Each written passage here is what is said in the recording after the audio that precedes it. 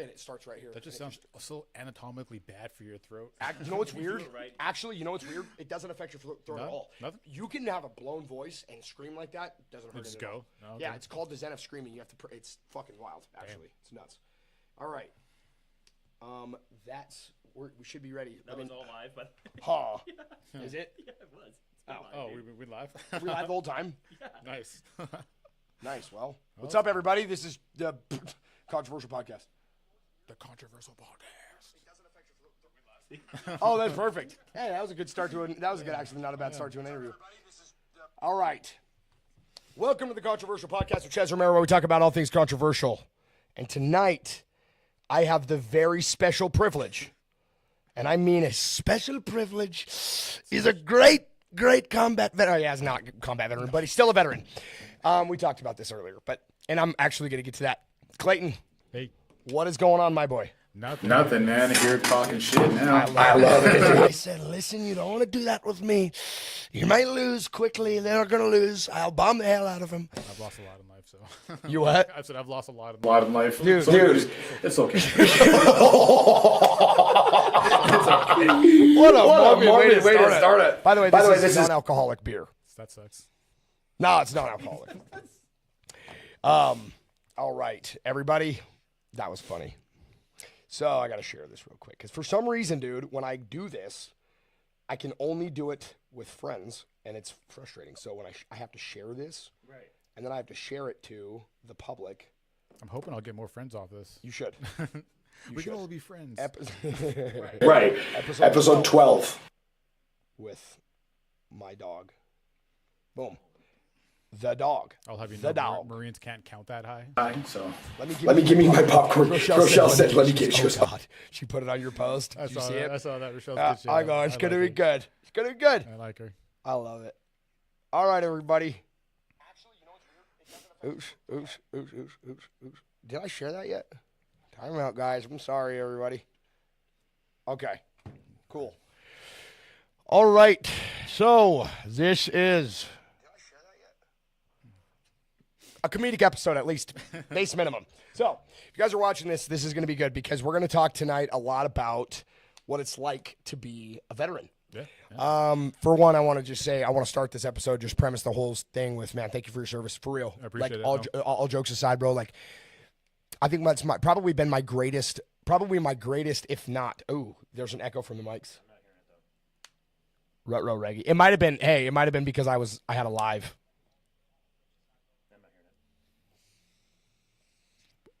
Breeze is still there.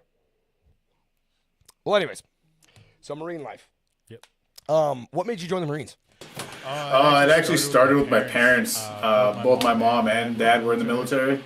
They were both in the Army, and that's how they met back in the 80s. My dad joined in 79. My mom, I think, joined in like 84. Okay. And then my grandfather was in the military. I didn't meet him, but I saw pictures of him, Purple Heart. Yeah. But yeah, both my parents were in the Army, and it was kind of just a thing that I thought I was just. Do yourself a favor. Pause. Grab your phone and go on the live feed so you can answer questions if people have any for you. Because people are going to have questions. I promise you. Don't lose the spot about your grandfather. But yeah, so my grandfather had joined. My grandfather was Korean War vet, and then my mom joined in the 80s. My dad joined right at the end of Vietnam. And so as a kid, I remember being like 6 years old, just knowing I was going to join. That's all I knew. And so. Is it echoing? It is. I don't know why. We might have to start this over. Technical difficulties. This happens all the time, dude. I like it.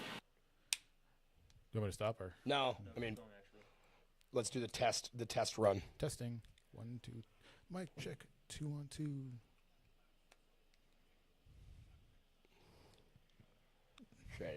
Oh, who's that ugly guy in a purple shirt? That's funny. Who said that? No, that was me. Oh, I thought it was like, damn, dude. I saw brutal. I saw my own picture. I was like, what the hell is this guy doing? Nah, dude. You actually, is it good? All right. Sorry, everybody. That was technical difficulties. Yeah. Dominic hates us. I don't know why. It just like turns on video capture device just randomly. Weird. It does that. I don't know why. Well, have to go mute it. I'm glad that we're back hot, baby. Coming in hot. Here's the thing, you guys. Also, just quick little side note. We are Clayton. Does he still have a bad echo? No, it's fucking Devon. Oh, yeah. Hey, Ches, remember that time you got fisted? Devon, you have a bad echo. Yeah, you have a bad echo, Devon. He said it's better now. Your echo in your butt? Your echo in your butthole? Devon. That's funny. So grandfather joined. Yeah, so, fast forward to my parents and fast forward to me being a kid. When we were growing up, me and my brother, we were playing Street Fighter a lot. And the character Guile was in the military, and I saw his little American flag, and I was just like, oh yeah, I was like, I'm gonna do that, and so just from being a kid, I just knew I was gonna join. I didn't know any other option. I was like, that's just what I'm gonna do. And fast forward through getting to high school, I was set on joining the Army because my mom was like, join the Army, be a lieutenant, go to college, do all this nonsense. And in high school, I started getting into a little bit of trouble to where it was kind of affecting that choice to join the military. Were you in high school? What's that? Were you in high school at the time?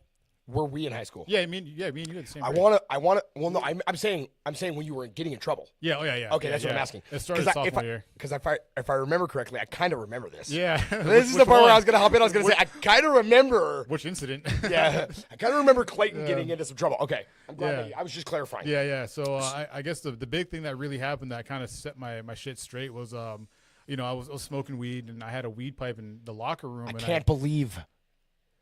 How dare you? How dare I smoke weed? At 10th grade. A black guy? Crazy. I didn't say it. Black guy smoking weed. Oh, crazy. Yeah, well, here's the other thing I think is super hilarious, right? Like, I hate to be look, I would love to be the guy who gives everybody this delusional idea that, kids in high school don't still smoke pot. Yeah. Especially now that it's, super legal. Anyways, and it was ridiculous when we were in high school. It was still illegal back then. It was so frowned upon that I saw. Dude, I remember people going to jail for a long time for back in our that's day. what got me in trouble. I had the pipe and it burst in the locker room, and then I was already on probation for another violation. Black guy on probation? Yeah, never.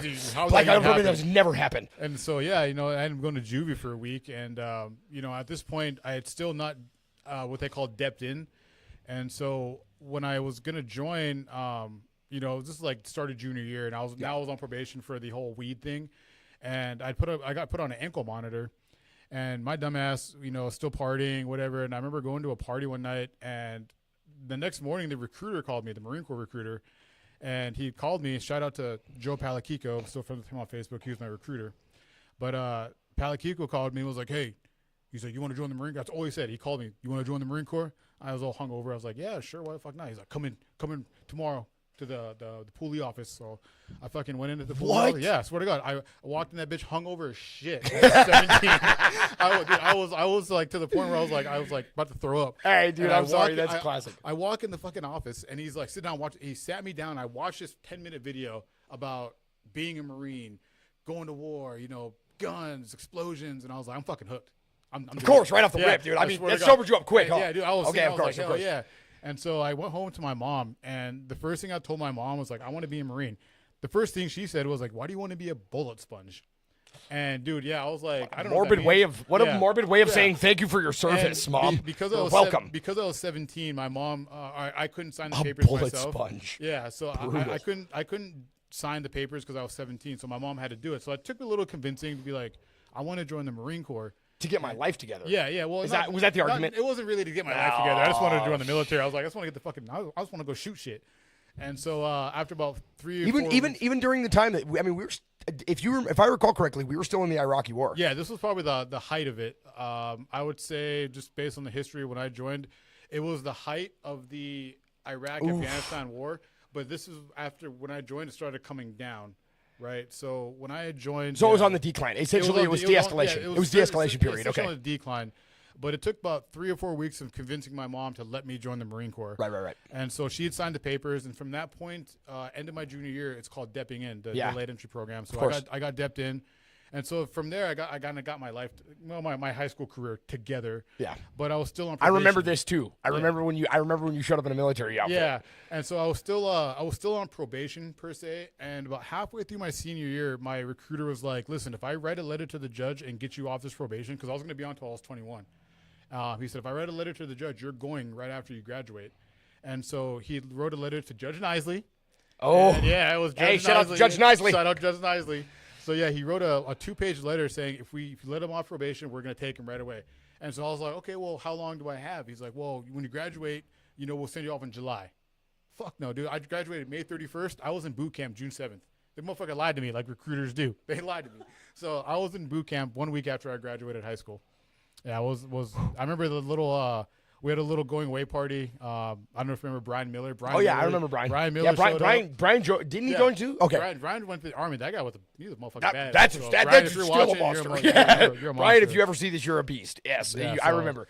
But boot camp. Boot camp was an experience. I tell you, man. As the Marine Corps goes, and I'm not knocking any other branch, but the Marine Corps is the hardest fucking boot camp there is. There is no ifs, ands, or buts about it. I'm saying boot camp, not like any special forces, but I'm saying boot camp wise, the Marine Corps is the fucking hardest. Hey, dude, listen.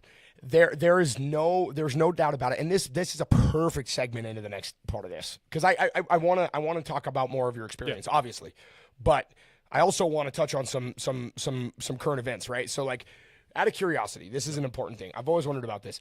So when you're like thinking about war, when war kind of gets brought up, right? What is your knee-jerk reaction? Like, what do you think immediately when it happens? I want to go. You know what's wild? Your post said it all. And I was so amped. I saw that post and I was like, that's my dog. I want to be like that when I get older. Well, the Marine Corps, and I say this very loosely, the Marine Corps brainwashes you. And doesn't all military? I mean, like, okay. Let me kind of elaborate just a tiny bit. I want to add this. Does it not feel like your service to the country, to some extent, requires a level of brainwashing? And some aspects, like when I joined, my duty was to the country. Some people join because they want money for college. Some people want to join because they want a career. I specifically joined to serve the country and give the ultimate sacrifice. That was what I was willing to do. This is exactly why I wanted to do this interview. Like, if you guys are watching this, do me a favor. If you guys are watching this, first of all, like, heart, react, comment. I would like for a unanimous thank you for your service. Now, and if you're watching this, share this, because I believe that Clayton deserves to get his flowers for sure. His big booty. I mean, what he would like, if I'm being totally honest, is, and we discussed this prior to the conversation started, is he want a big booty hose. Big booty.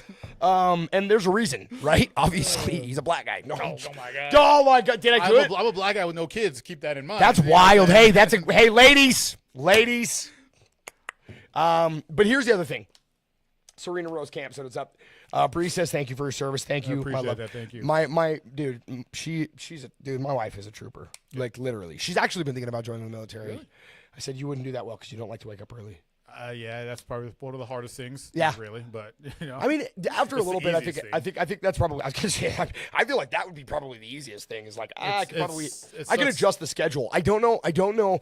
Here's what my thing is. So when you said you joined, I just want to get back to this because this is important. When you said you joined to serve our country, absolutely. Like just to serve the country, that's all I wanted. So let me ask you this: when you, like I said, when you saw the Iranian war, obviously, I felt like I sensed some opposition to the idea of it, or at least not to the idea. Yeah, to the idea of it. But once it happened, I saw this switch go off on you. It was so fun. You said, "Get some freedom, baby." Get some, baby. Yeah, I mean that's the Marine Corps, man. When Marines when they see fucking a hint of war, they're like, "Fucking, let's get it." I mean, there's no ifs, ands, or buts about it. That's what we're built for. They're called shock troops for a reason. Hey, there's a reason why they're the first ones deployed. First one's in, last one's out, baby. And listen, those are some bad motherfuckers. I'm telling you, man. I met some bad motherfuckers in the military. Hey, bro, bad motherfuckers. I'm telling you, just based on the sheer, like, dude, the way you guys, I'm so jealous. I'm going to say this. The way you guys stand, I'm like, oh, dude, look at how gangster they look. That's you're standing there for an hour. You're but hey, you know what? Why did I join? Standing there, but you know what though? But then there's this. Yeah, I mean, obviously, I'm sure that there's not. I'm sure there's unpleasant aspects to being in the military. I mean, let's get really brutally honest. There's a reation why people don't join the military as well. Yeah. So, but I think that this is an important concept. Like, how can you, as a I guess as a Marine, right? Like, how do you feel when you see like a war like Iran, and I don't know whether you oppose why we're there or not. I think Iran does pose a major threat. Mm-hmm. I think that they've posed a major threat since you were like actively enlisted, like in like, you know, in basic training, while you were suited up and booted up, like they were a problem then too. They were a worldwide sponsor of terrorists. Like as far as I remember, we were more bent on the Iraq-Afghanistan thing. Yeah, of course. You know what I mean? Absolutely. The confrontation was there. Looking back on it, I don't remember any inclination that Iran had much to do about anything that I can remember. I just know that was Iraq-Afghanistan. Did you feel like they discussed a lot with you? I mean, as basic Marines, I mean, if you weren't into a unit that was going to deploy, they didn't really. I mean, they had workups and stuff. Yep. But like my unit, I was at what we call a training command. My unit wasn't building up for anything. We were just fixing trucks for lieutenants who broke the motherfuckers.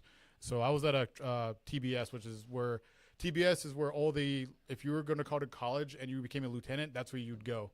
That was basically their boot camp, essentially. Yeah. And so I was around a lot of officers, a lot of lieutenants, captains, all that nonsense.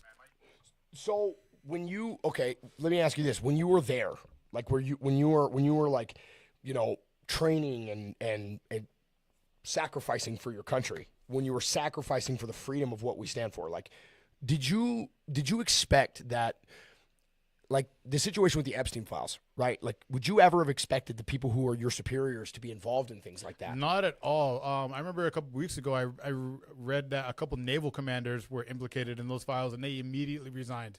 And when you immediately resign in the military, as far as I know, especially that high, like 03, 04, 05s, you know, commanders, you're not being asked to resign. You're being told to, like, you get the fuck out. Like, you're done. Because the fact that you're even implicated in these files, we don't want nothing to do with that, so get the fuck out. So how do you feel about the president? I think, as I told you earlier, he's insane.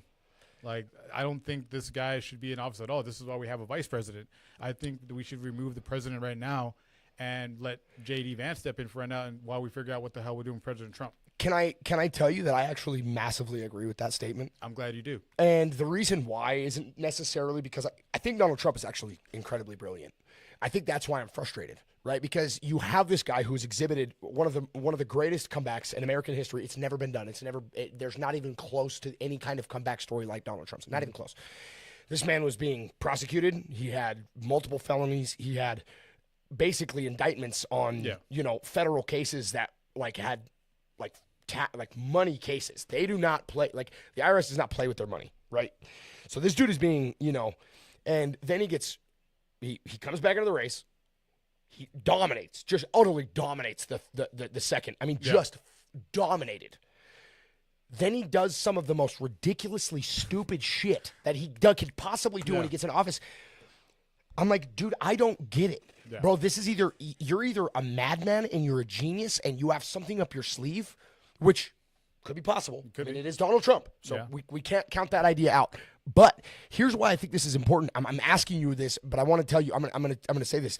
Like, there was this measure of like disbelief that I had. Mm-hmm. Especially when the statistic came out that he was mentioned more times in the Epstein Files than God is mentioned in the Bible, and I had to look it up, and it's significantly more. Exactly. Which now, that doesn't mean he's guilty. It simply does not mean he's guilty. It doesn't. But listening to what you're saying, and I'm bringing it back to that point, like, that's the commander-in-chief of our military. Exactly. So when you have somebody who's been implicated in those files, and then you have a military branch that says basically to say this, which is important to say, but when you say this, like, when you have this moment where you're like, that's the guy who is in charge of me. Our boss. That is the boss of bosses. Yeah. That is the guy. That's where the buck literally stops.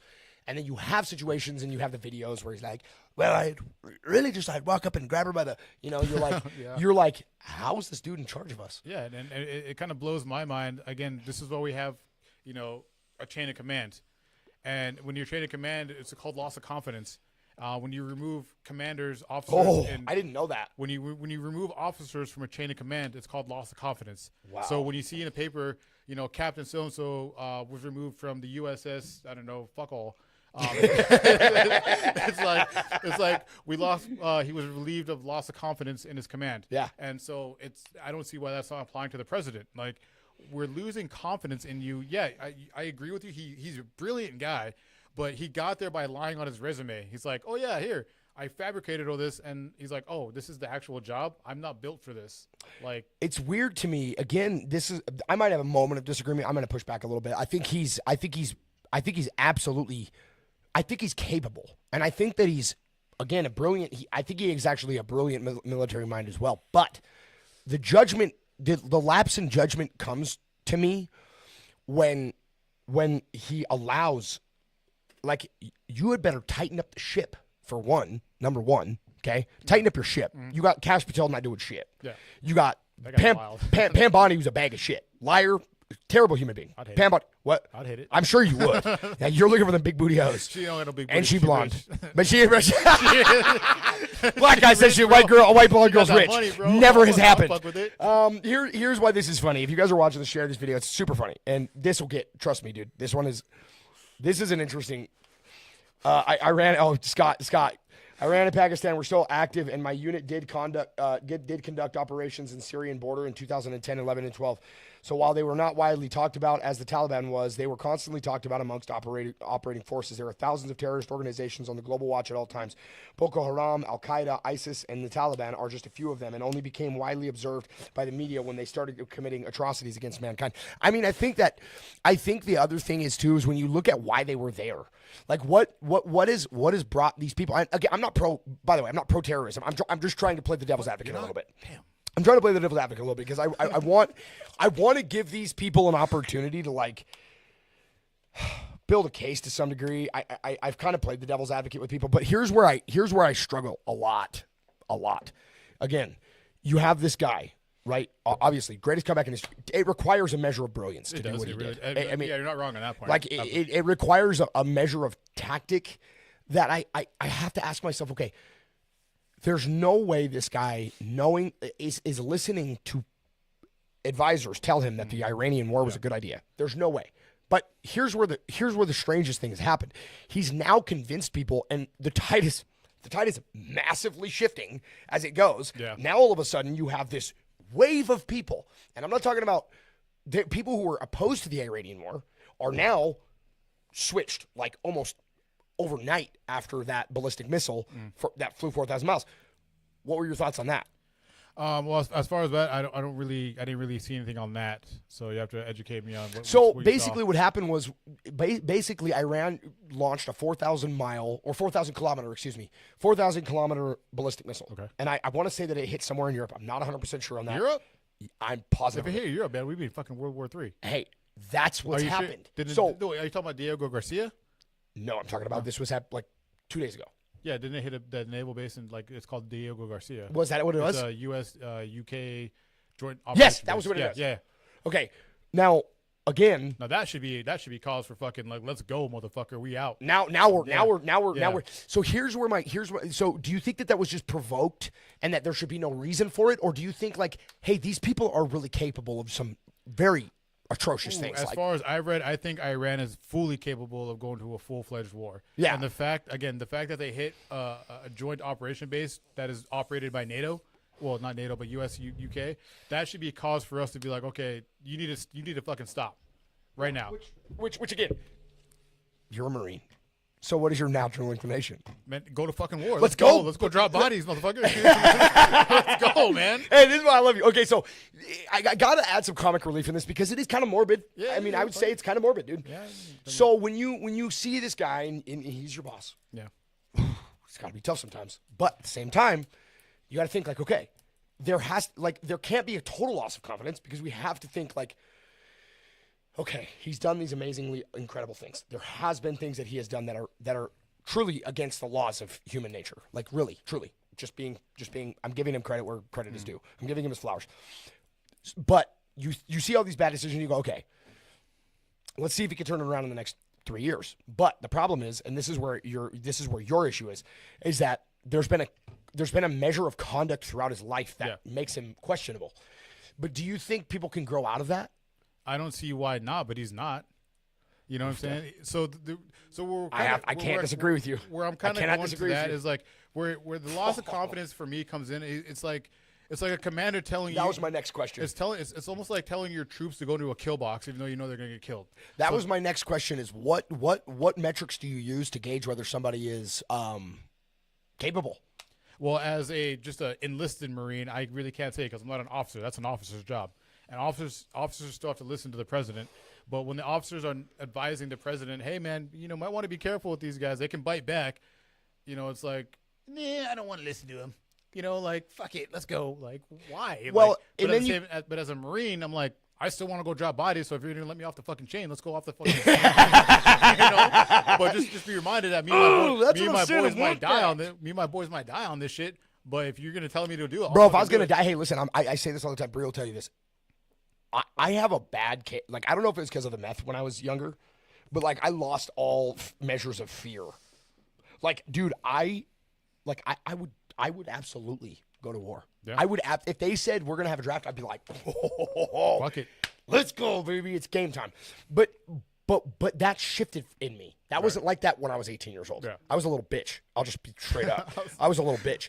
And when I grew into being like more mature in my mindset, I thought if there's gonna be a reason why I die, it's gonna be serving my country. Yeah. And then also, somebody said something to me. He's my mentor. His name's Richard Todd. I love you, Richard. If you're watching this, I love you so much. But Richard said something to me. He said, dude, he goes, it's only in America that somebody could be a felon like me. Mm. Love Richard. He'd tell you a story himself.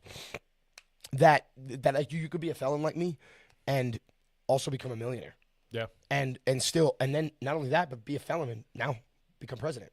Like, we didn't ever think we were going to see a black president. That's still wild to me. Like, yeah, like listen. We never thought we were going to see a black president.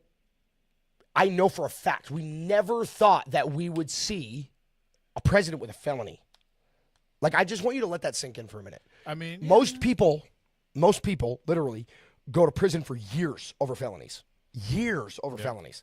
Now, I'm not saying he didn't deserve prison time, but he also had the money to beat it, which that's fair. That's good case, I guess. That's why he's a president. He has money. Yeah. And so here's the other part of this. Well, not just because he had the money. This is where my next question is. So when you feel like you've heard I know you've heard about like Benjamin Netanyahu, like pulling us into the war. Ooh, yeah. A little iffy on that one. So what do you think? Well, I mean, honestly, be honest. What do you think? Well, so just as far as I know about Netanyahu, it's like I think he bit off more than he can chew. So he's like, hey, man, you guys want to help us out a little bit? Like, Israel's a very small fucking country. Yeah, it's the size of New Jersey. And the fact that we built their defense system, so we're the only reason why they're fucking alive. The Iron Dome type shit, you know what I'm saying? Like, well, and why, do you know why we built it though? You had multi-billionaire Jewish families. Yeah. Now that's not a problem. Hey, listen, good reason to spend money. I'm not going to sit here and that's not just pure Zionism either. That's protection of their people. You have to give them some. You have to give them some measure of like. I don't know, like respect. Like, to some degree, these people were like, hey, I want my people to perpetuate and grow, and I'm going to spend money to do that. So there's a measure of respect in that. But the problem is then it becomes kind of a measure, just kind of a money game. Sure. It becomes a money game. Like, what, you can just buy a country. You know what I'm saying? Does that make sense? So you could buy a country, and then you have the Epstein Files. Now, have you heard that it was like that about Epstein and like his connection to the Mossad and that's deep. That's deep. You've gone much deeper than I can imagine. So here's one of the things that you have to remember about Jeffrey Epstein. He was an agent of the Mossad. So he was an Israeli agent, special forces, that's but new to me. Yeah, he was essentially a spy. He was a like a really? And not only that. Listen, here's where it gets. I swear to God. He also had, dude, you should look into the ties. He had ties in the CIA. You should read the files, bro. That's a lot of files. You can literally go in the search bar and search for the CIA. Just search CIA. Well, it's the CIA. Does anybody trust the fucking CIA? Exactly my point. Right? That's what I'm saying. So it's the CIA. So there you go. So do you know how Jeffrey Epstein got his billions? I do not. Neither do I. Oh shit. Oh, isn't that weird? I've dug deep as you can go. One day he's a math teacher. Didn't he have like a Ponzi scheme for a minute there, or was that the other guy? Listen. He was a math teacher. Right. And he went from a math teacher to a hedge fund manager for billionaires. Okay. I know you might be good at numbers, but you're not that good at numbers Well, if he's investing in helping out billionaires, they're probably going to give him a couple million. But what I'm saying is how did he go from being a math teacher to a hedge fund manager? That's what I'm asking. There's no that takes a ladder to build. You can't just okay. That's like being a high school teacher and going from a high school teacher salary to a billionaire hedge fund manager. I mean, I went from homeless to an office job, stable. So yeah, it's but just building your way up, man. But that not that fast. I mean, yeah, it took me like 2 years. But I'm asking. But do you think that that's realistic? Come on. Partially, yeah. I mean, this is America, man. You can fucking build off killing bodies. He said the CIA doesn't trust the CIA. Come on, man. The CIA kills their fucking employees, so you know what I mean. Well, and that's so my question. So basically, what happened is he got involved with the CIA, okay. and he regardless he got involved with the CIA and Mossad. How he got there doesn't matter. Yeah. He was there. So my question is, what happens if this is like a whole blackmail thing, and they walk up to Trump and they go, "Hey, check this out. We'll put you in the presidency." Because AIPAC. So like a plant. You're saying like he's a plant. Yes. So are you? Do you think that that's possible? I'm not saying it's not impossible. What I'm asking you is this: they shot JFK in the fucking face, like they did. Back of the head, but yeah. Well, through his fucking face. Through his face. Through his fucking face. And my problem is that if they have the potential to do that, if they have the capabilities of doing that, I'm not saying Israel killed him. I'm just saying anybody. Yeah. Like if people have enough resource to shoot and kill the president, then there would definitely be intelligence agencies that are definitely capable. AIPAC is a prime example. AIPAC is an American lobby group. You know what AIPAC is? I do not. AIPAC is it's called the American Israel Public Affairs Committee. Okay. AIPAC. Now, what AIPAC does is it lobbies for what do you call it? Politicians. Okay, so what they do is they put millions of dollars into a campaign behind a specific candidate that they want. They get them elected, and then they say, okay, now you're going to do everything that we want you to. That's what lobbyist groups do. That's what. Right, I understand. So when you hear donors, like, oh, my donors, I have donors. Well, what the fuck does that mean? Well, the donors, the money you have, the money that you make isn't really your money. Right. It's campaign money. It's campaign, and donors can just say, hey, we're going to pull our money now, and you can make your $70,000 a year. Well, I want to ask you this, man. Are you really so surprised about how America is built? Like, this country's built on secrets. It's built on the backs of slaves. Like, this is not. So my thing is, you're acting a little surprised, but like this does not surprise me of how things are going. Like, this is not the only thing that's like being pushed now. This is the age of information, so we're finding all this stuff out.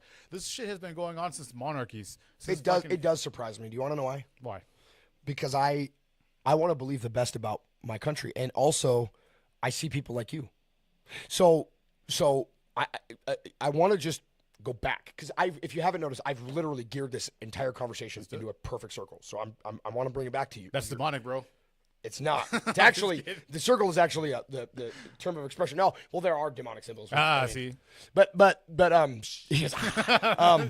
up. but look, like you said, you joined to serve our country. I did. That's pure heart, dude. That's not selfish motive. It was a pure motive. You're like, you saw what they were doing, and you're like, I love that. And if I get to do that defending my country, that's why I'm going to go. Is that not true? I just feel like if you live somewhere, you should defend it. Right. I feel like our fence. You know, well, no, I mean, listen. Or the other thing. Here's the other thing that I think is really. Yeah, I mean, you did serve to protect our right to offend as well. You're not wrong. But your defense, like how I look at it, is like this. I'm a part of a team, bro. Like I'm Team America. That's the reason I wear the shit. I don't just fuck yeah, dude, America, fuck yeah, come to save the motherfucking day, yeah. But like, it's funny. Yeah, it is funny. I mean, it's funny, but at the same time, kind of serious. It has truth. It has truth behind it. Yeah, here's, dude, my only problem with the Iranian war. The only problem that I have with the Iranian war. Maybe we should stop worrying about other countries right now. And we should maybe concern ourselves with the fact that we have a fucking pedophile ring that we just discovered in the FBI and the CIA. And guess what? Not one fucking arrest has been made. That's my problem. And I get worked up about it because, dude, I don't want my friend Clayton going to fucking die unless it's for a really good fucking reason. And also, I don't think we should be playing moral police of the world when we have no morality of our own. Maybe we should grow a fucking moral compass first and then start pointing us in the right direction. And then when international wars start, we can say, hey, you know what? We have cleaned up our own backyard. We got our shit together.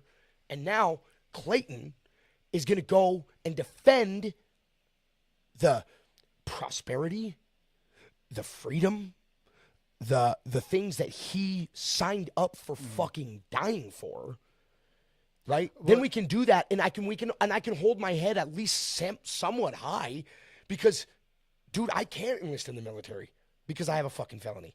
So you could see where I get bitter. I'm a little bitter. I'm like, this motherfucker can be president, but I can't even go enlist in the military, and I couldn't because of my felony. And dude, do you have any idea what I would do? I would cut my left nut off to go to the military. I'm dead serious. Don't do that. But I'm saying I would. I'm right. saying I would. And you want to know why? Because I see a, not just a purpose, but I see a future. Yeah. Not just a future in like my career, but like my son. You saw him tonight, right? You saw how you can see. I mean, you could tell by the passion that I use when I speak with him. Like, I love this kid so much. I would literally. I said this today. I will burn the world down for him. As you should for your children. Yeah. You know. And you want to know something? I think that way is. There's no other better reason to protect my team. My team. You're my team. Well, in the bias aspect of being a military veteran, this is the way I think of it. I watched a news snippet the other day. I love this. I watched a news snippet the other day, and a spokesperson from Oman was like, America should stay out of this war. Those was verbatim, well, not verbatim, essentially, unquote. I mean, paraphrasing. Yeah. So it was like, when I saw that, it was almost like, well, we tried that during World War II, and then guess what? Japan came to our fucking doorstep and leveled one of our most top fucking bases on Earth. Yeah. Pearl Harbor. Yeah. And we tried staying out of World War II, and guess what happened? Yeah, that's what fucking happened. So if we try to stay out of So you're playing devil's advocate. Okay, that's fair. That's fair. That's fair. I like this. If we tried to stay out of Iran, the whole Middle East conflict, what would happen if Iran actually destroyed Israel? What would happen? Then they'd move on to what? Fucking Iraq. They'd move on to Afghanistan. Then they'd start taking over the Middle East. Then where are they going to fucking move to? Europe. Then from Europe, they're going to go across the fucking pond. So why not? And this is where I kind of agree with the war, or the conflict, I should say. It's not a war yet. The conflict is, we should probably stop them before they even get out of their fucking house. You know what I mean? This is exactly why. Again, I'm just saying. So well, so I want to. This is now. When I was telling you, there's been a shift. Like, everybody thought for a while like this was bad, but now there's been a shift, right? Now, I'm shifting towards like. Okay, I'm seeing it now. Not just seeing it, but I'm reading about it. Ask him. It's fucking all I do. All I do. Literally just researching podcasts, information, books. I'm reading books. I'm listening to audiobooks. Like, bro, is it because Pornhub got banned in Montana? Listen, dude. Is that why you're just I like midget porn. Stop it. But yeah, I mean, partially because Can't look at porn now in Montana. We got to look up Epstein Files. It's either. I'm like, damn it, there was nothing in there. It's like, no, what did you do to that girl? Like, oh shit, that's kind of hot. Hey, you brought me on the show. Dude, I love you, bro. I love you. This is why I brought you on. This is why I brought you on, actually, because you're hilarious. You've always been funny. So, dude, I would say this. Okay, OV says, "Are you effing serious?" Am I effing serious about what? Can't find porn in Montana. I gotta look up the Epstein Files. That's terrible. It's funny, actually. The one thing you got to know about Marines is that we have the darkest humor. No, that's a military thing. We are so numb to shit. Like, nothing can really faze me. I don't think. Listen, dude. I don't think it's. It's weird for me because I don't like to take anything too seriously. I try not to. That's fine. Construction workers are the same. Yeah, constructors are actually the worst. They're really fucking racist too. No, the war is effing awful. An American last. Good luck. But Ov, here's what I'm saying here. Like, you have to look at it from a different perspective. You can't say that we're necessarily loving to die for Israel. I don't think. I mean, you wouldn't necessarily. I mean, I would be careful too. You're also talking to somebody who actually may potentially have to go to war to die for America. because his loyalty doesn't mean I'm going to war to die for Israel. He would be going because he has a service to our country, and he doesn't care what they say about it. He says, if you tell me to do it, I'm going to do it. That is literally in the contract when you join any military branches. You will die for the country if we ask you to. And what did you call yourself? A Marine? No, earlier when you were talking about you're the sacrificial lambs. The sacrificial lambs. Yeah, I mean, there's no problem with it. That's kind of what you do. Again, when I joined, it was for the love of countries. Some people join for college money. I didn't know I was getting college money until fucking like a year into the Marine Corps. I didn't know I was going to get a GI Bill. I joined for the love of the country, and I saw his hashtag said "Love dying for Israel." I'll die for some big booty. I'll tell you that. Big booty in the titties, baby. Them Israeli women, fuck them. God damn, them hoes got booty. Bro. Hey, bro, listen. So there has to be some comedic relief in this whole thing. Here's the other thing. I don't agree with the premise of the war. I don't agree with why we went to war. Nobody wants war. Nobody wants. Yeah, no, I mean, you're basically saying, yeah, oh, I'm excited to kill. Like, no, you're not. You don't know what it's like to kill, and if you did kill, you would know it's not fun unless you're a sick lunatic who enjoys killing people. Some people do, and that's what, there are some people in the military that are like, I love it. And unfortunately, I have met one or two of those people, and those people are like literally psychotic. And it's like, don't want to really be around you. Like, it's so funny in games. So you're sitting there telling me like you had fun slitting a fucking throat. Like, yeah, that's again, like just understand this, you guys. Like, this is when we say we talk about it like it's so lackadaisical. Like, it's so easy for us to say these things. But it's like, wait a second, time out. I had a discussion with, and the reason why, and the other thing, and this is one of the things that I think is really, really important. What? This guy said, Thomas Center said, they need to let us felons fight. That's what I'm talking about. Titties and ass. ass. Dude, that's my dog. Shout out to my Oregonians. Oregonians.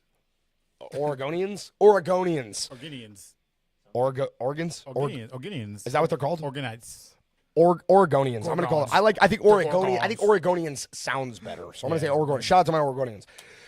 But here's the other thing. Like, the war in Iran isn't really like a beneficial war. Yeah, I don't for see us. how it's really It doesn't. So I would say this. I don't think that. Yeah, trackapac.com. There it is. That's the one.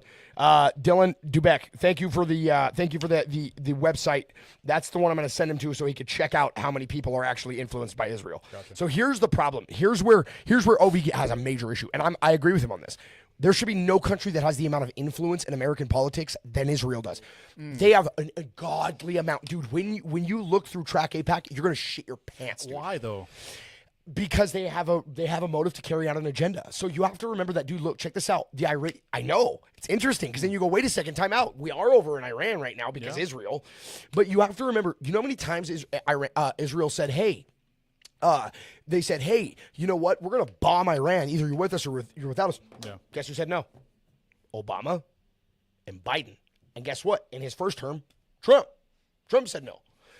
So Biden, Trump, Obama. And then all of a sudden, and here's another problem that I have with Trump. He swore to God he was never going to have us in a forever war. Yeah. He said, we're not going to Iran. He said, we just need to make sure that they don't have nuclear bombs. We went in, we bombed Fordo, and I was so proud of that. Mm-hmm. I was like, yes. That was badass. I thought it was sick, dude. If you look at the bunker busters, those bombs are fucking nuts. Yeah, they're huge. Dude, that's the kind of shit that I'm like, yes, that's fucking America, baby. Fuck yeah. You know what I'm saying? Like, fucking dude, fucking come to save the motherfucking day now. So Let us save the day, man. Shit. We really do save the day, though. Why not? Like, we really do. But so we see situations like that, right? And we're like, damn, that's dope, right? Like, that is dope. But then the first wave of Epstein Files drops, and he goes and does that. Then the second wave, he's like, never mind. Then the second wave of Epstein Files drop, and now you have to think about it. Like, okay, now it starts to make sense. Yeah. He's blackmailed. Epstein drops. Iranian Fordo. Hey, second wave of Epstein drops. They go, you're going to war, right? Yeah. But there are so many redacted emails. There are so many redactions in the Epstein files. We really don't have any idea what is really happened in those files. And that's why like, remember when we were talking about why I'm so like interested in my investigation? Yeah. It's because, dude, if I can find out who built the islands, then I can find out what they saw. But in my opinion, with the whole Epstein Files, man, it becomes so convoluted. Like, again, my thing, this is why I'm not too tripping about it, because, like, this shit has been happening for centuries. I mean, I do get what you're saying. Centuries. Like, it's not changing.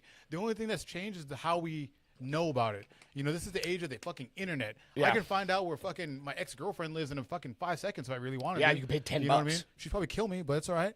You know what I'm saying? Like, get the fuck out You might not want to find out where she lives. I don't want to find out where she lives. You know what I'm saying? But So like, this is the age of information. We can find out anything, and information is pouring at us so goddamn fast. Hey, do you want to know what's wild about this? Hey, there's a book called Chaos about this, where they drop an overwhelming amount of information, and it just overwhelms us, and we're like, fuck it, I don't even want to know.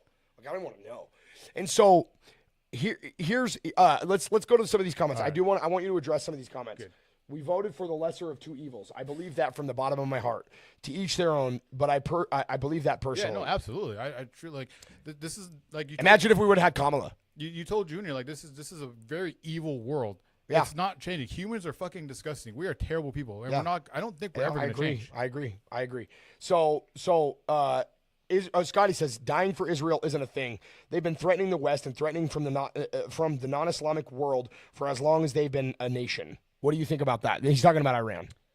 Iran or Israel? Iran. He said that dying for Israel isn't a thing. Oh, they've been threatening. He's talking about Iran. Iran has been threatening the West. Well, the fact that they've already dropped about almost a dozen service members. Yeah. I mean, now we don't have a choice. Well, we're gonna keep going, motherfucker. We got bodies. We had 2,500 Marines. Yeah, we got 2,500 of the baddest motherfuckers alive. We got with the exception. I mean, obviously special forces, right? Yeah. Like obviously special. I'm not talking about, but the Marines as a bulk, like we are the bulkiest motherfuckers. We go in there and we're like, I mean, you just don't want it. Yeah. You don't want the smoke. Like, and this is where I disagree with Tucker. This is where I'm like, Tucker, dude, just like chill out, bro. My issue is like I'm not gonna ever believe that we're not dominating, even if we're, you know. Brienne said are you reading that, huh? Go ahead, address it. Well, so she said people tend to claim whatever they see on media without actually doing any type of fact checking at all. Well, you know, Brienne knows I do this all day. She knows that all day long I am doing fact checks. Even on that aspect, it's your job as a personal person to look up your facts. If you just want to believe on the media, then you're gonna sound like a fucking asshole. You know what that's called? It's called credulity. Credulity, to being a credulous person is somebody who just, I saw it and I believe it. Now that's exactly. what it is. And that's where the issue is. Like, yes, I agree. I agree. You are the epitome of digging deep, investigating. That's fucking great. But a Joe Schmo on the street, yeah, they're gonna believe fucking MSNBC, CNN, Fox News. Fine, but if you want to spit those facts that you just saw on Fox News, yeah, that's not gonna work. Then not with people like me. Your arguments could be invalid to me. Well, dude, I will body your argument. Yeah. I will destroy your argument. They're only giving you. All of it's biased opinion. Right. So Fox is obviously biased towards Republicans. Yeah. Every other news outlet is basically all biased towards Democrats. Here's the problem with that whole with the media, right? So Bree's right. We are in an age of wickedness, dude. You should. Are you familiar with Sean Ryan? I've heard of his name, dude. Dude's a beast. So he did an interview with a priest, and the priest is talking about like the world of the demonic, right? Now, do you believe that politics can be demonically influenced? I'm not too. I don't claim any denomination or any religious aspect. But do you believe that it can be influenced by evil? I believe politicians are very wicked. So that is okay. How do you gauge what's wicked and not? Their actions and how they're. Well, how do you gauge whether their actions are bad or not? There's got to be a moral standard that you have. Well, so for a perfect example is that one guy 10 years ago when he instantly raised EpiPen prices.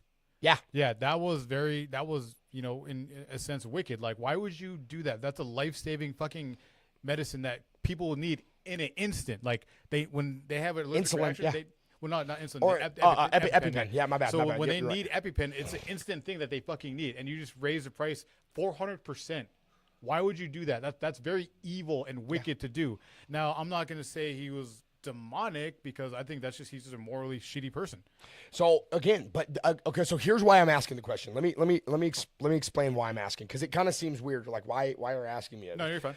So why I'm saying that is what metric we use to gauge whether it's good or evil. How it affects people is how it affects somebody. Yeah.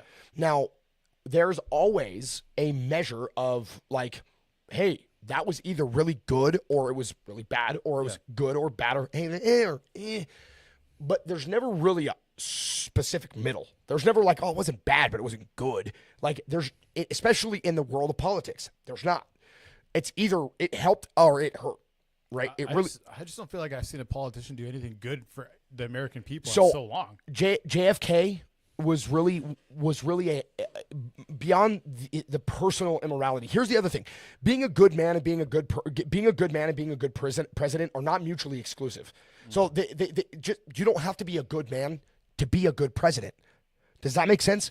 Like, let me explain it to you like this: how many times have you seen a good man make a really bad decision? Well, you ever heard the expression "good guys finish last"? Do you want to know why? Because good people commonly make emotions based on like an emotional reaction to something. Sure. So why you don't want to do that is because then you make decisions that seem good but are really, really fucking bad. Now, here's why I say this. It's like this.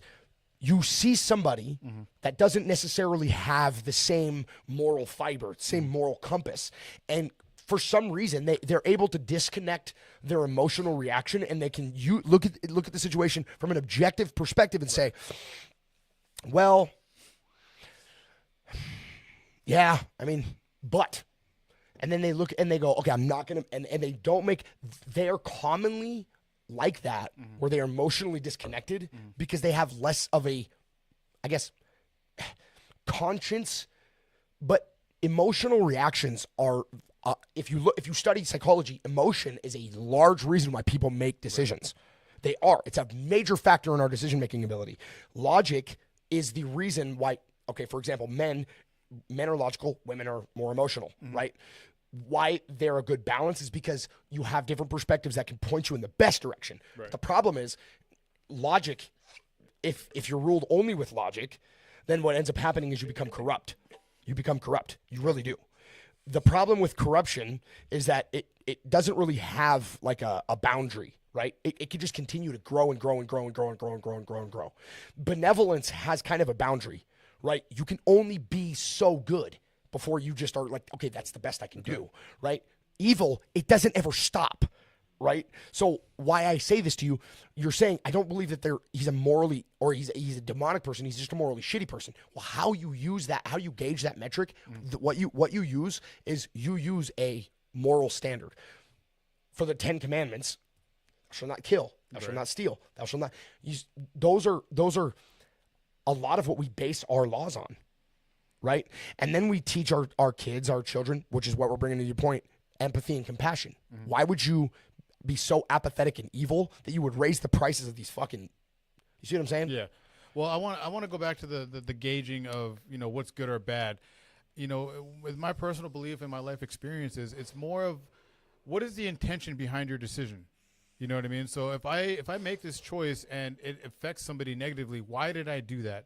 And when it comes back to politicians, I think it's politicians, we have that phrase, out of touch with reality. Yeah. They make a decision and they don't think about the intention behind it because it doesn't affect them. These guys get paid millions of dollars a year from these. I think a congressman makes like $100,000. I think a senator makes $2. On base, but how are these? Oh, dude, the lobbies again. The donors, lobbies. Yes, they're millionaires. How are they fucking millionaires? You only make $120,000 a year. Hi, Angelina. Say hello. You would fall in love with Angelina. Hello. Oh, dude, I know. Oh yeah, I seen her. Hey, Angelina, you got some peepers, baby. That's funny. Back to the demonic shit. Yeah, back to the evil. Back to the evil. Back to the evil shit. No, man. No, I'm just saying, like a lot of choices. It's the intention behind what you're doing. Again, these politicians are so out of touch, and it's like when Trump is like, "Oh, I want to go to war." Okay, you have like intentions, but remember, you're sending people to go get killed. Just keep that in mind. Some people are okay with that. I was okay with that. But at the same I'd be okay with that. But yeah, exactly. So at the same time, it's like, okay, remember, your intentions behind this have to be very clear. And that's where it's going to be convoluted. His intentions aren't clear. So, again, why are we doing this again? Right. That's the problem. I mean? And we bring it back to the war, the situation with war. My thing is if I go to war, I want it to be beneficial for us. Now, listen. I fully supported Venezuela.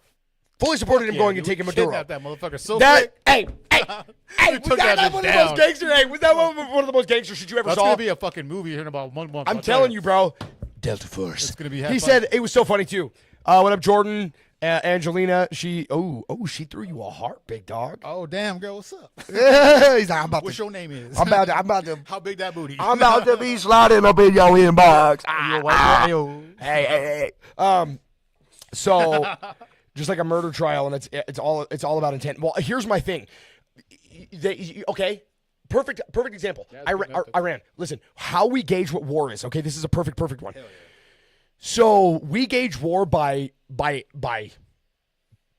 capacity and intent, right? Yes. Hey, this is what you're capable of. Okay, they're capable of this. What is their intention? So it's like you said, kill them before they come out of the house. Fuck yeah. If you know somebody's coming out of their house, strapped to kill, what are you gonna do? That's why we do drive-bys before you get out of your house. Absolutely, straight facts, bro. Like in the military. Yeah. Like.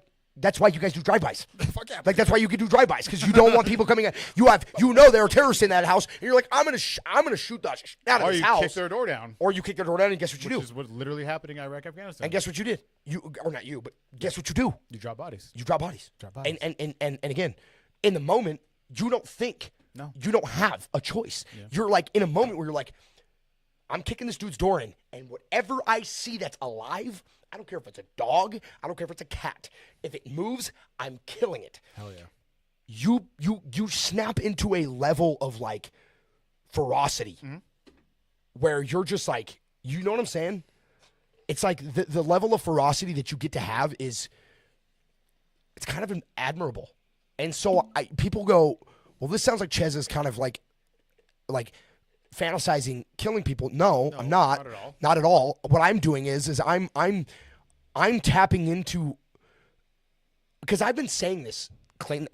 Have I not said this even to you? I feel like I'm preparing for war. For the end. Dude, dude, me and Dom, how often do we talk about this? Way too much. Almost Disturbing. Yeah, but at the same time, like, it's just this underlying like dark. There, dude. Yeah, you know what I'm saying? It's just like this underlying dark, like the world is coming to an end soon. But I feel like the world's been coming to an end since time. But you have to remember though. Hey, no, time out. Let me we- tell you the we difference. had I watched this. 12. Hey, dude, I watched this documentary on World War II. Which I love World War II. Me too. Love it. Why it's so important is because in what was it? When did we drop the bomb? We dropped the 5. what was it?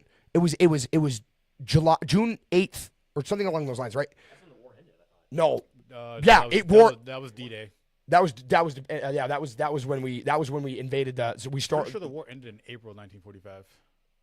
So then it would have been before then that we dropped the atomic bomb on Nagasaki and Hiroshima. But I watched Hiroshima. Now I want you to think about this. Back in those days, there were 2 atomic bombs. Yeah. Just 2 nuclear bombs. I want you to understand this significant difference between now and then. Okay, so when we say there's an underlying like dark energy of like the world coming to an end, it's way different now. The stakes could never be higher, bro. Like, right.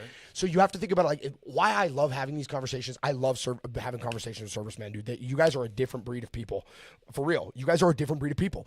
It's like this is what I was born for. I was born for this war. I was born not just for like killing people, but I'm talking about the spiritual warfare that we endure on a daily basis. Yeah. So you're when you're there, you're like there's this underlying thing. And dude, in World War II, 2 nuclear bombs killed 200,000 people.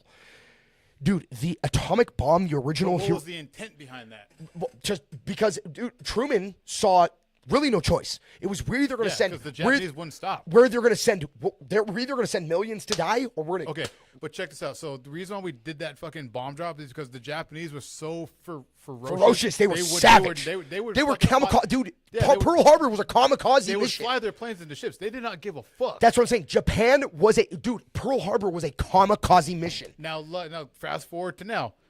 Iran probably wouldn't stop. So it's like, oh, let's just not take the fucking chance. So the intent behind what we're doing, what I think is the intent behind what we're doing right now is to stop that from happening, because when you have, let's say, as far as I understand, the Muslim, as far as I understand them, they don't stop. They want to die. They want to be martyrs. The Islamic faith, they reward you for martyring yourself. Exactly. For them. So these are warriors who are like not gonna stop. They were born and raised to hate America. And they were born to die. And they were, so it's like, dude, it's I wild. don't know. I kind of like living in America. So yeah, they have nothing to lose. So let's stop these motherfuckers before they, bomb our shit. I love this. This is awesome, dude. We're having such a great discussion.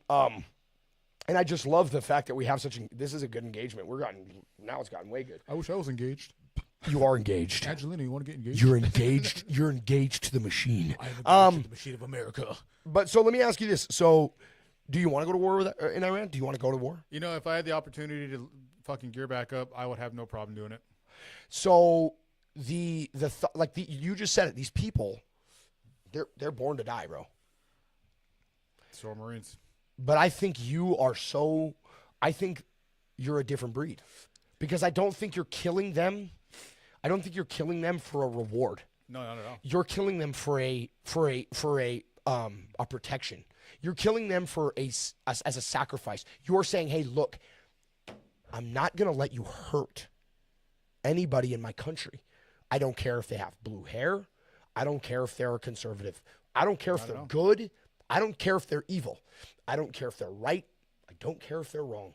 It doesn't matter who or what and what they espouse, what they align with. They are American. Therefore, I will die for them. Yeah, at the bottom line, that this is my country. This is what I was. You're a fucking legend, bro. You're a fucking gangster, dog. You're a fucking G, dude. You're a fucking thug, bro. When I told you way earlier that when I was, as early as 6 years old, that's all I knew. I was like, I want to serve. That's all I knew. Asking any of my friends through high school, it was like, that's wild. Clayton's going to the military. I might have gotten a little bit of trouble, but my intent of joining the military was to protect my friends, my family, my country. And people don't realize how absolutely realistic this could get for them. Here's what I think here's like the delusion that we live in America. What? Oh, you hear what I said earlier about Angelina's little smiley face. Hey, he's zoned out now. Don't get me geeked out over here. Hey, bro. But like, dude, it's such an inspiration and such kind of an honor. Oh, look, Scotty said if the Marine Corps called me back and said that I could come back for any reason, I wouldn't pack a damn thing. I would leave without goodbyes, and I would not ask questions as to why. I would give me a hug the second the phone hung up. Huh? I said Scotty would give me a hug. Don't lie, Scotty. Yeah, Scotty be out here giving Clayton hugs. He'd be giving him hugs. Give more than that. Hey, so do you feel the same way? Oh, absolutely. Like I said, I joined to serve, and that's when I joined the military. My mom wasn't. Hey, Angelina says thank you for your service. I appreciate it, Angelina. He said he's so excited to service you. I was just saying, God, I'll give you a service real quick, about 1 minute. No, I joined. I got a wingman for my dog, dude. Yes. I got a wingman for my dog. You guys gotta forgive me, cause dude.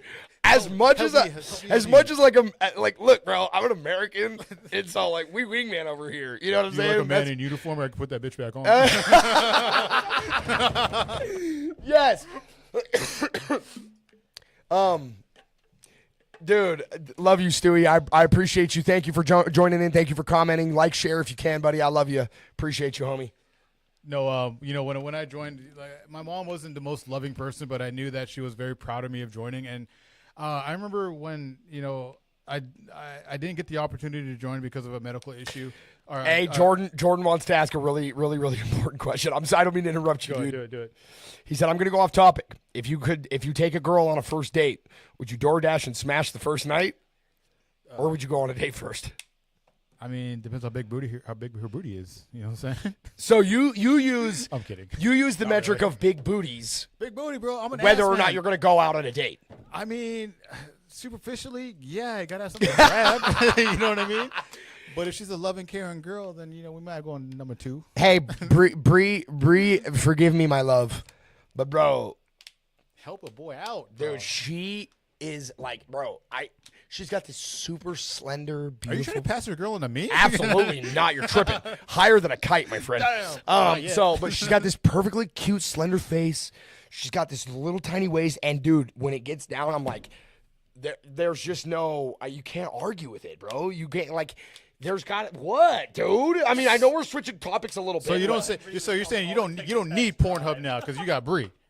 I'm just telling you about my experience. You don't get to worry about my experience. I don't want to think about that. I don't want to hear your experience, dude. Yeah, so I'm thinking wrong about your lady now. Now I'm gonna go home now. But here's so. Always says somebody said always take a back. I do want to ask you this. So, when you were in the military, did you really just love it and enjoy it, or what?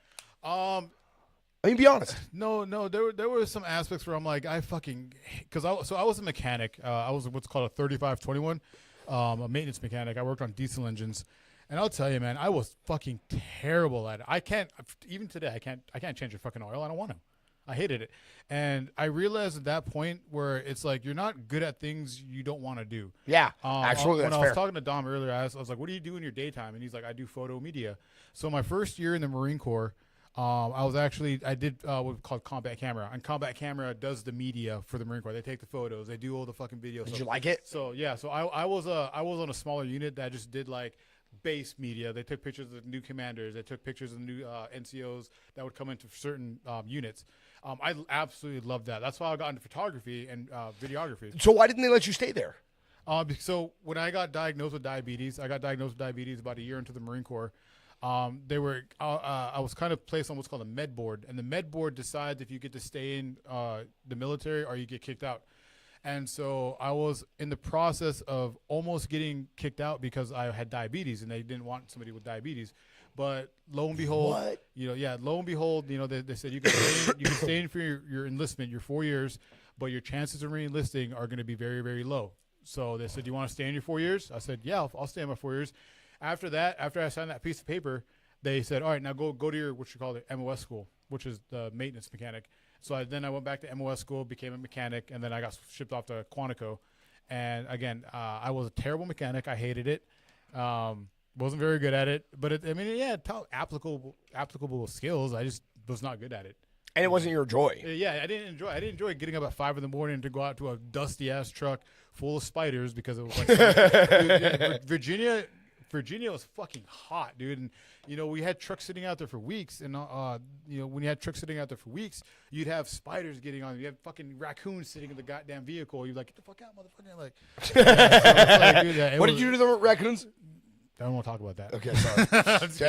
Yeah, no. I was lonely. I finished out my enlistment as a mechanic. Yeah. And it sucks because there's like aspects of it that you just love, and there's just got to be like this. Yeah, dude. Looking back on boot camp was so disgusting, man. You'd have kids who were throwing up and pissing and shitting on themselves.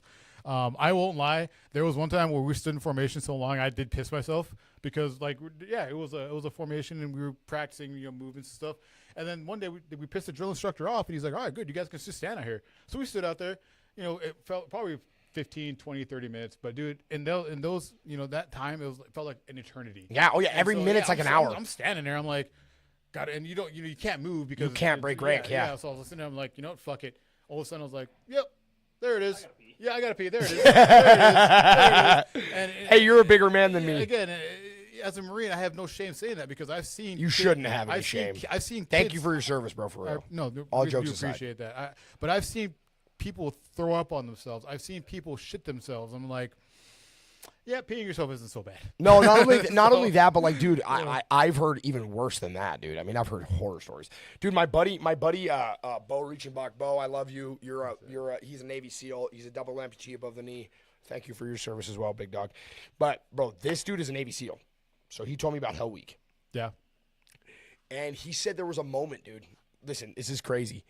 In the Navy SEAL training, he said there was a moment where he was like going through these extreme conditions, and at the very last day, they made him stand on one foot for hours. And he said that by the time that they were done, when they said jump, he was like, it couldn't. It was like it didn't register. Like he just jumped. Yeah. And then all of a sudden they were like 30 push-ups, and he said it was like he felt like it was against his will. Yeah. Like it was like boom, and it was just 30. Yeah. And then like he gets back up, and they're just like, they've decided at that moment, I guess. I guess like, okay, you've arrived. You are so conditioned, like, and it's the most. He said it was so intense, dude, that like there was no way of truly being able to like elaborate on it. Yeah. It's just insane. Like, but he said when I came out of it, he said I felt like I had these like abilities that superhuman type shit. Yeah. And I would tell you right now, like if Bo walked in here, or well, he wouldn't. I would say he walked in. No, he did. He does walk. He does walk. No, he does walk. He does walk. He has prosthetic legs. But if you walked in here right now with his prosthetic legs and he took them off, and he said, "Let's fucking fight," I'd be like, "Hey, bro, no, for real. I'm dead serious." I'd be like, "Hey, Bo, I want no smoke, bro. I love you, and I can fight. You know, I got hands." I'd be like, "Dude, I'm good. Like, I just really simply do not want that problem." He is a killing machine like I've never seen, dude. Okay. And first and foremost, his upper body's he's probably 190 pounds. Yeah, dude. Solid muscle. I've seen Navy SEALs. My ex-girlfriend, her brother's a SEAL. And I tell you, these guys are built, like you say, built different for us. Yeah. These guys are like big, burly mother. I've never seen They're a skinny giants. SEAL. I've They're never all seen giants. a skinny SEAL. Me neither. SEALs I've never seen a huge. small Navy SEAL. Yeah, they're fucking Not only massive. have I never seen a small Navy SEAL, I've never met one that wasn't like the coolest motherfucker alive. Yeah, no, I'm telling you, these guys are so down to earth. They're down to earth. Yeah. And it's like it's because they carry this superhuman essence. They're just like, there's not like, imagine if just pandemonium broke out. These motherfuckers are like, game time, baby. Yeah. Like it's like nothing to them. You know, for real. And like, dude, I think about what it would be like, or what it would have been like to walk around with that level of grace. Dude, I'm telling you, they're like walking gods. They are. They're fucking, dude. And it's like when because I met a few, and every time I meet them, dude, I can't stop asking questions. I ask 1,000. But you don't want to ask questions half the time, like, dude. They're very intimidating. But my curiosity kills the cat. Like it does. Like my curiosity, I'm like, I have to ask this question because I think the only way for me to really understand the magnitude of and the caliber of human being that I'm talking to, exactly, I have to ask the question. So my question always becomes, like, are you glad? Was it worth it? Oh, dude, Do you love it? I've never met a SEAL that did not like what he did. And I've never met one that didn't say I would go through Hell Week again, and again and again. I've only met a couple, but the 2 or 3 that I've talked to, dude, they're like, yeah, I'll go through it again. Yeah, and just to be what they are. And just so you all understand, go look at what Hell Week is. Oh, dude. Go look at the fucking regimen. Hell does not even describe what they go through. Dude, he's like, he really did say, he goes, I entered into a different reality. Yeah. Like I in that moment when they would talk, he's like, it felt like it was against my will, which you got to think about what? Scotty said, I had a dream in boot camp that I was pissing in the urinal and then I woke up soaked. I was so sleep deprived yet mentally overstimulated that I was pissing myself. And then the dream that I had. You know what, dude? That is like, while it's funny, at the same time, it's why I'm so grateful. Yeah. Like you hear stories like that, and people are like, "Whoa, motherfucker, you piss yourself and talk about it." My favorite story is always the people who are like, "I would have punched a drill instructor in the face." No, the fuck you wouldn't have. They would beat your ass. A drill instructor would. You know, there's 3 or 4 of them running around. They would fucking murder you if you touched one of them. That was the one rule in boot camp. They would get to your face, and they would push you to that point. They would literally get in your face. I remember one getting in my face so hard, I was feeling his spit on my fucking cheek. But it's like they push you. They want you to do that just so they can fuck you up. But everybody's like, oh, I couldn't join because I have a problem with authority. Well, guess what? If you have a problem with authority, we don't want you in the fucking military because all the military is fucking authority. Do you know what Jocko Willink said? He's a famous Navy SEAL. I know, yeah. You know what Jocko Willink said? He said, a man who has no control over his emotions is no man at all. Exactly. And hey, check this out. If you have somebody, and dude, if you're trained, if you're capable of standing there and him saying all the worst things, you're a fucking piece of shit, pussy bitch. You're on a shit. I'll knock you the fuck out. That's exactly what they say. I know. They I've seen it. They say, hit me, fucking pussy, motherfucker. hit me, bitch. Like, and you're just like sitting there and you're just like, and you're just looking at him, and all you could think of is, you know what? I would love to hit you. I would fucking love to. And I would almost love to get my ass beat, but you know what I love even more? is taking away the pleasure of me Exactly. socking your ass in the face so you could beat me up. Like at this, but then also there's this measure of like you stand there and you're just again you're hyped, bro. You look at it and you're like, you know what? I'm so glad this dude is on my team. That's the other thing that would cross my mind is, hey, bro, this dude right here, he might be saying all these awful things about me, but if somebody was to ever come against me, he would be one of the first people to draw a gun and shoot the shit out of somebody. I mean, am I wrong? No, not at all. Am I even slightly off on that? Not at all. That to me, that's the kind of shit that I'm like, that is so gangster. Like that's real gangster. Like that's like the most thug shit you could possibly do. Is like be so close to somebody that they could push you to that point, and then be like, and then somebody else say something, and be like, hey, bro, you know, like that's so G to me. That's to me. I'll tell you, man. You know, holding the title of U.S. Marine, there's no better feeling than getting that Eagle Globe and Anchor when you graduate boot camp, because people, when you go through that, it's surreal. It's surreal, but it's like to get to that point, you have to go through what's called the Crucible, and the Crucible is a 3-day what we call field event, and you get like I think they gave us on ours they gave us 3 MREs for 3 days, so that's basically 3 meals for 3 days. We had to do probably like 1 meal a day. Yeah, so they gave it to you to ration out. Like it's up to you to ration it out. So we get those MREs and how'd you do it? As far as I remember, we called it, it's called rat fucking. we take the MREs, we split them open, and we kind of take what we didn't want, we trade them off. Some people trade off like Skittles or a Ranger bar. Like, hey, you got veggie omelet? I'll trade you veggie omelet for chili mac, whatever. So we trade off our food and we put it in my pockets, and basically you'd walk around and do these field events for 3 days, and they make it a very very hard point of sleep deprivation. I think in those 3 days it was a 54-hour event. And in those 54 hours, I think we maybe, as far as I remember, if I wanted to put a number on it, probably 2 hours of sleep. And I promise you, 52 hours. Out of 54 hours. 54 hours. That I can recall, it was probably 2 hours of sleep. And the whole time, at 3 in the morning, you're hiking through the hills, you're doing an event, you stop at 3 in the morning, you stop at an event, the drill instructor would be like, all right, you three recruits, get over this wall. And yeah, it's a wall as high as that wall, but you're like, how do we do this again? Because you're so hungry, you're so tired. It's 3 in the morning. You don't even know how you're doing it. Yeah, you're just like, what the fuck? And then they give you these ammo cans. Ammo cans weigh 30 pounds. They give you a fucking gasoline can full of dirt. That thing weighs 80 pounds. They're like, get those over the wall. You have like 10 minutes. And we're like, what? What?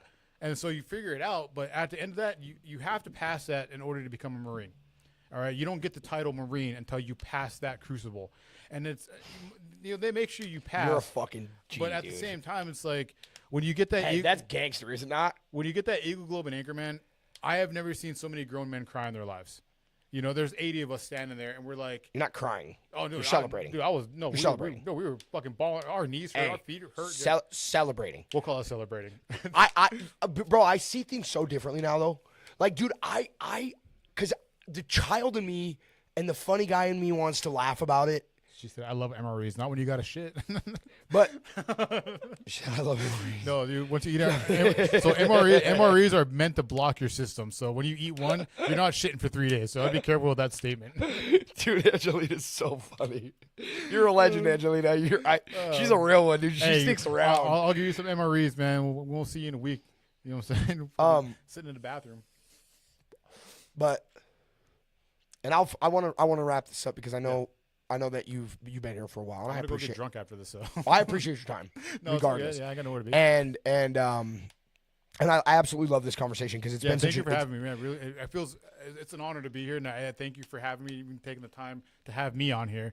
I'm just a dude, So thank you for your time. See, Dom, thank you. My thing is, and this is why I was saying, dude, like, I hear that story, and it does not make me laugh. It does not make me like. I don't think like, oh man, I think it would be funny to make jokes, blah blah blah. Like, yeah, of course, I want to have comedic relief. You know that I want to have comedic relief. I always want to have comedic relief. But when I think about, your story and what you did go through, and you talk about yourself like you're a normal guy, I don't. I am. But you should not be seen that way, I guess is my point. My point is you should never be seen that way. You should be held to the highest esteem that the world can offer because you live in the greatest country the world has ever made, period. And regardless of whether it was built on lies, deceit, there are men and women who are pure of heart who defend it.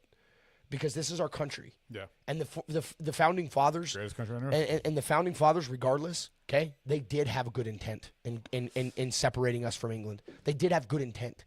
Whether there were some wicked people in there, where there's always going to be, like that, there's always going to be the poisoning in the well, right? There's going to be the poison. But you want to know what the truth is? To me, Jordan says good night, good night, and I pray America gets better. Thank you for joining in. I love you, bro. Thank you. Thank you everybody for tuning in and listening to our bullshit. And for those of you guys that are going to watch this later, because there's a lot of you that watch this stuff later, just know that regardless of your opinion about me, I would ask that you would look at this interview as a moment of honor for our country, because I think sometimes we lose ourselves in the comfort that America offers us, and we don't remember why we have it.